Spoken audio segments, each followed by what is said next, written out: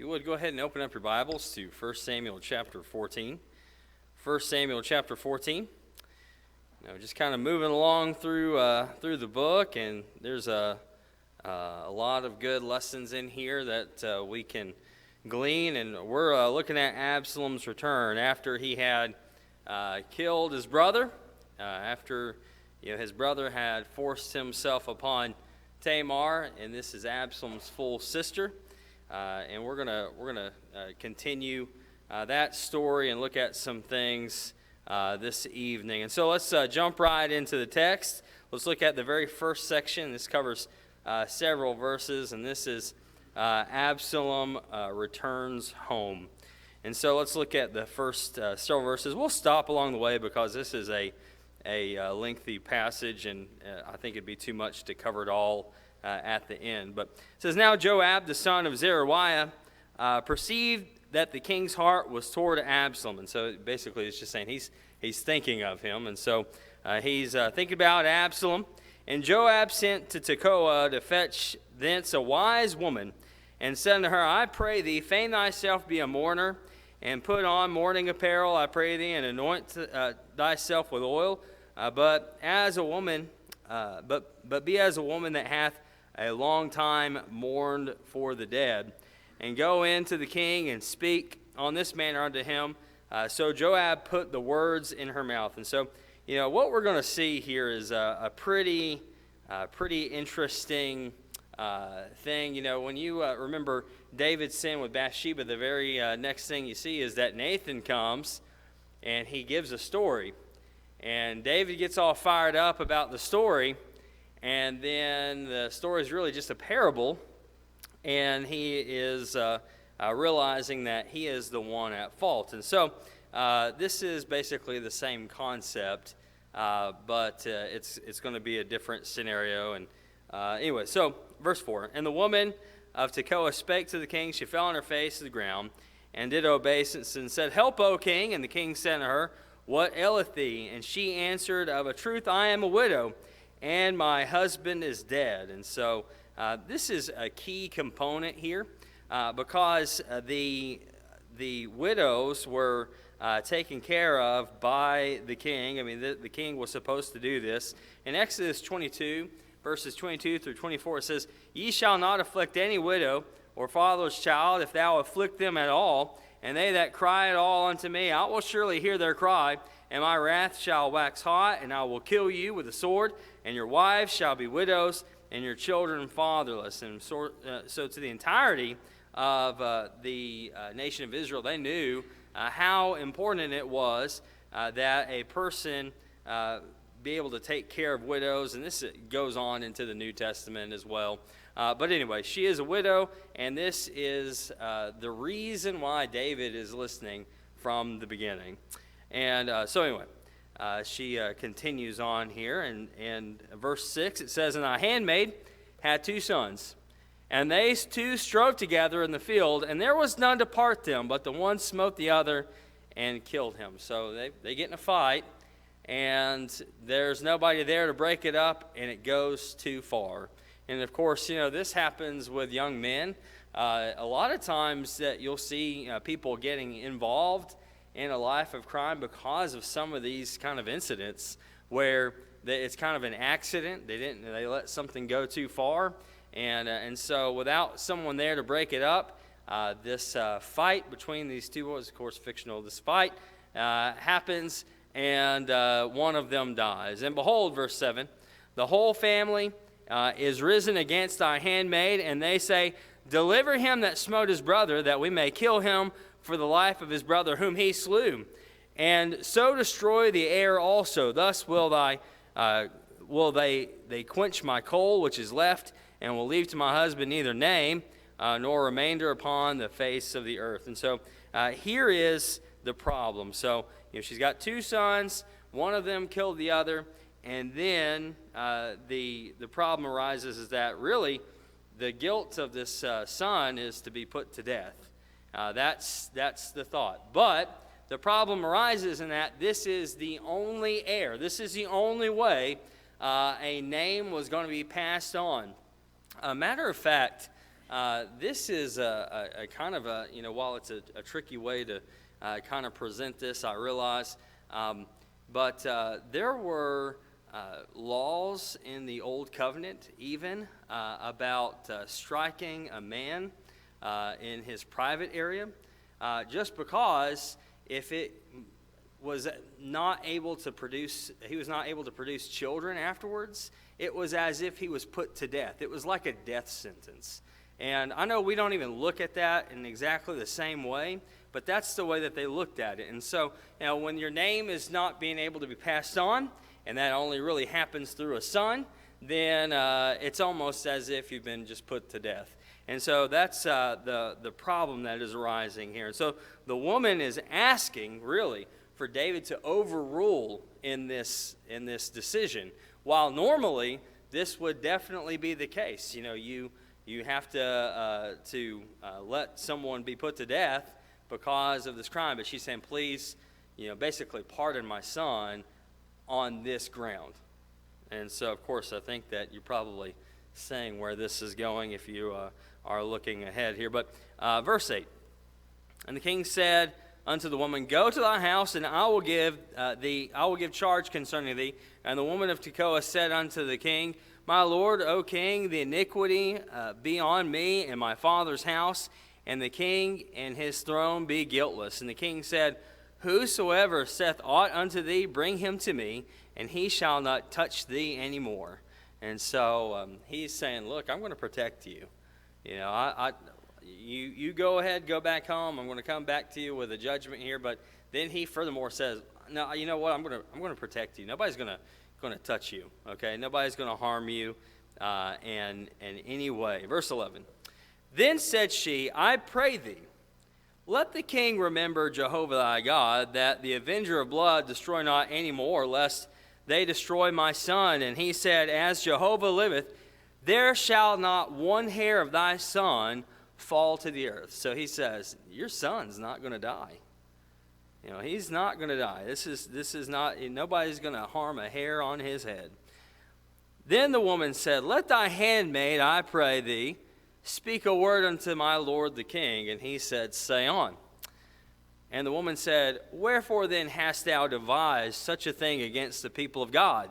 For in speaking this word, the king is as one that is guilty, in that the king doth not fetch home again his banished one.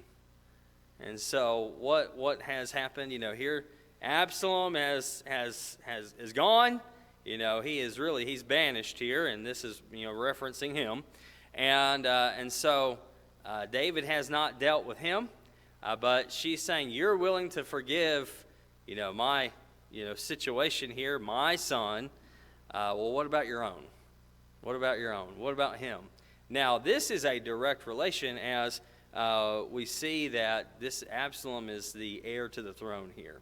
And so he would be the one to take over after David. Now, verse 14, for we must needs die, and are as water split on the ground, which cannot be gathered up again.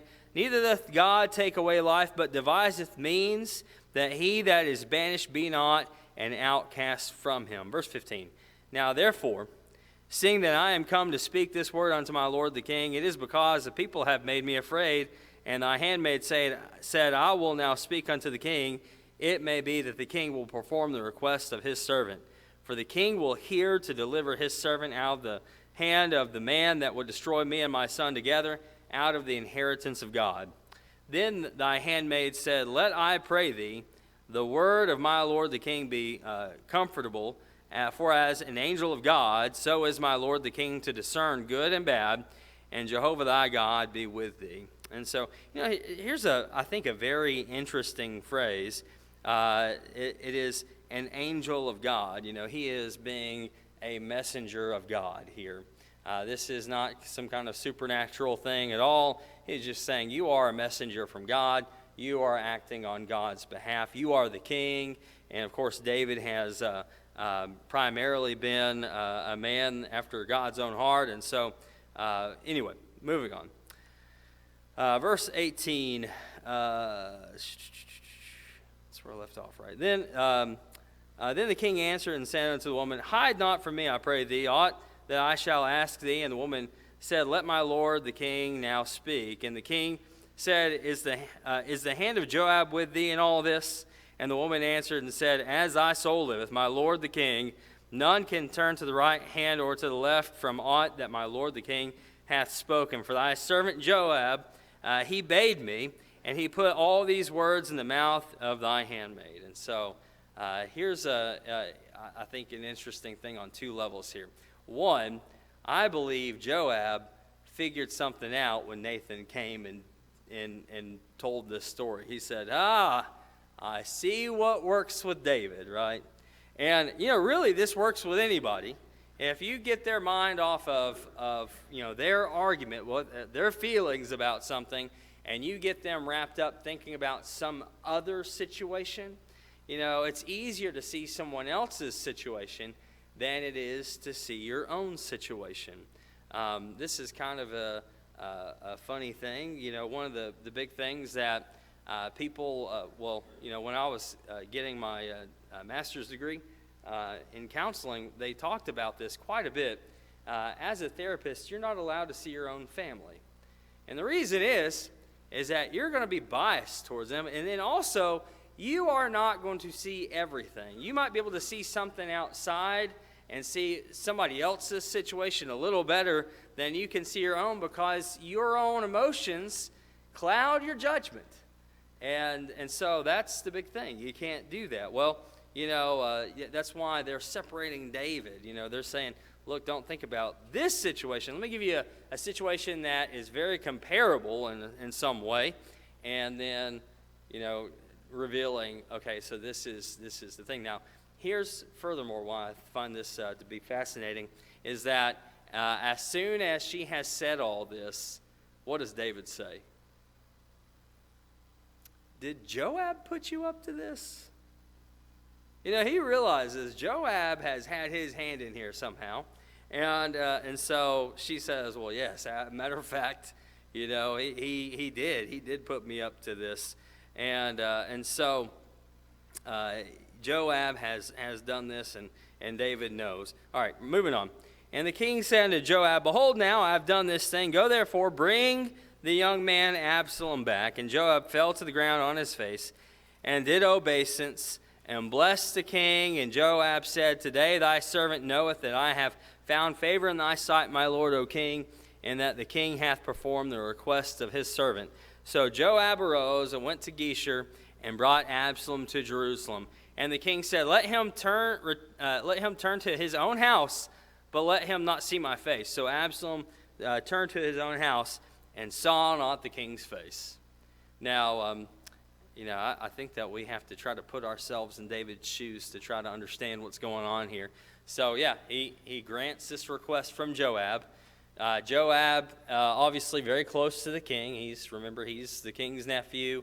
He's also his general, and so he's probably around the king a whole lot. He sees him probably moping around, or maybe he's talking about Absalom with Joab, and Joab finally has just said, hey, we've got to figure this out.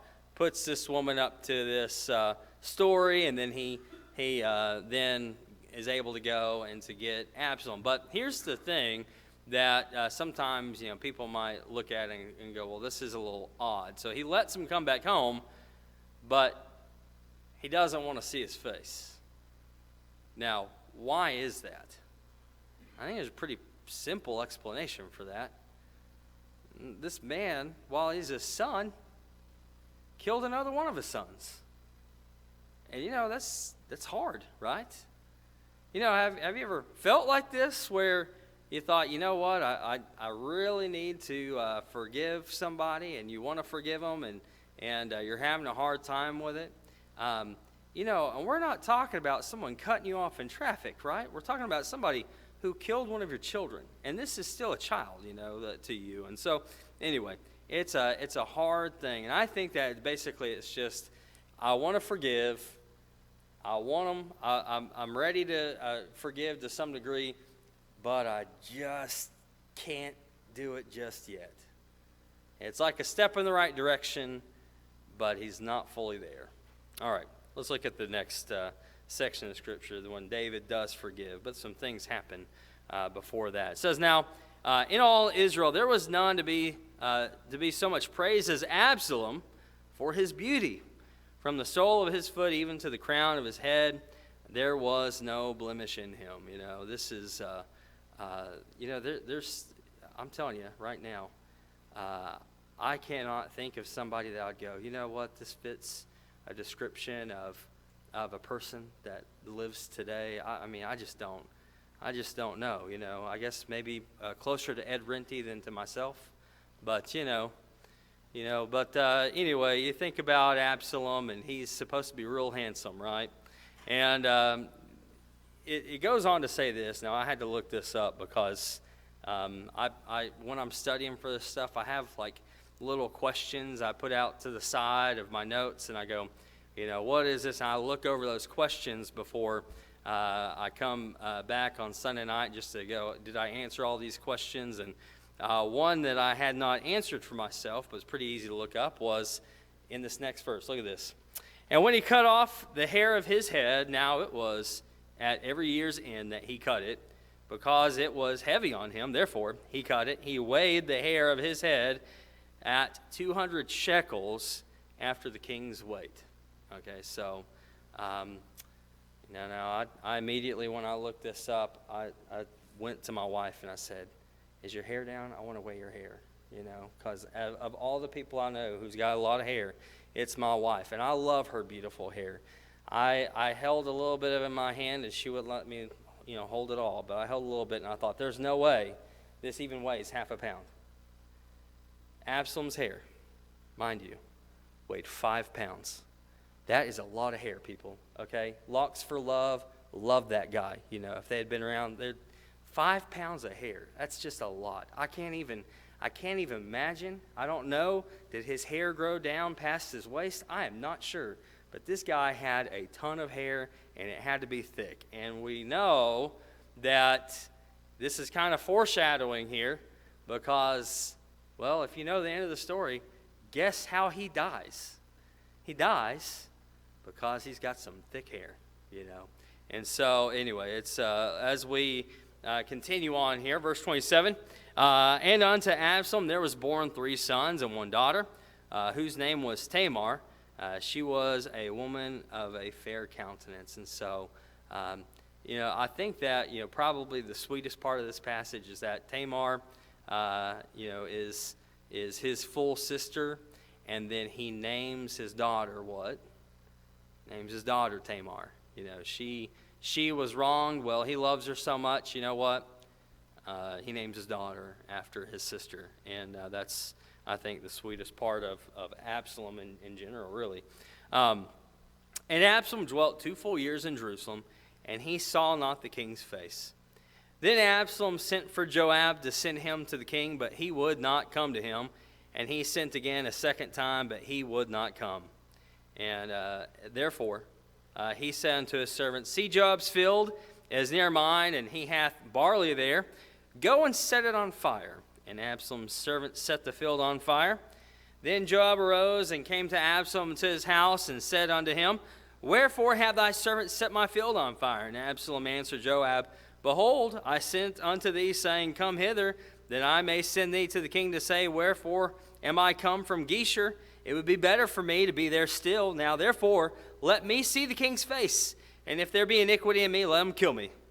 So Joab came to the king and told him, and when he had called for Absalom, he came to the king, bowed himself on his face to the ground before the king, and the king kissed Absalom. And so, a couple of things. Number one, you've got this man, and he's asking for Joab to come just so that he can get an audience with the king. Joab won't come. He's not going to come to him. So he asks, he does not get the answer he wants from Joab. So what does he do? Well, he burns his field. Now, I've got to ask a question. Have you ever known of a child that didn't get what they wanted, and so they acted out negatively? Absalom is just a big baby. That's all he is.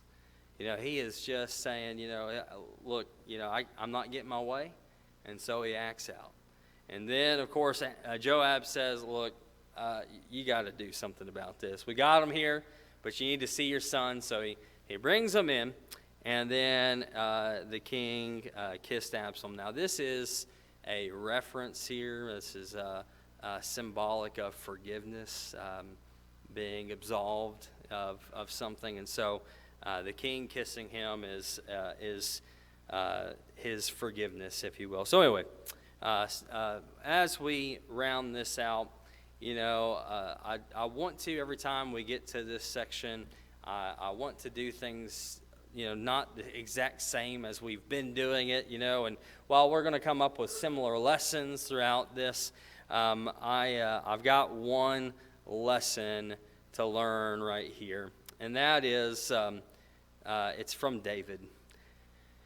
And as I say this, I want to preface this with, this is not a criticism on David. It isn't, and I think you'll see why in just a second.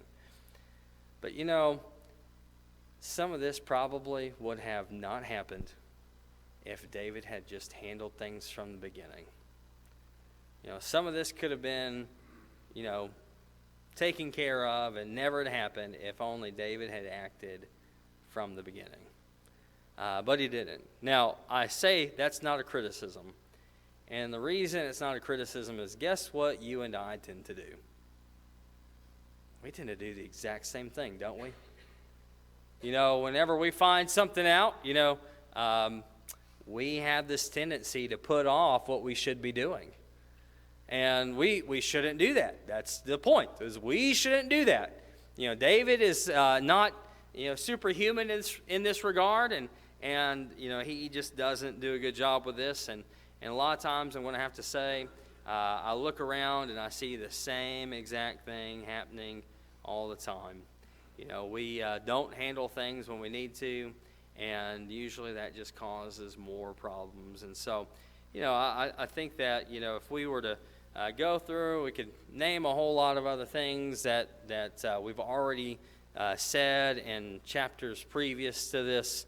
But I think the big lesson to learn here is, we've got to just handle things as they come up.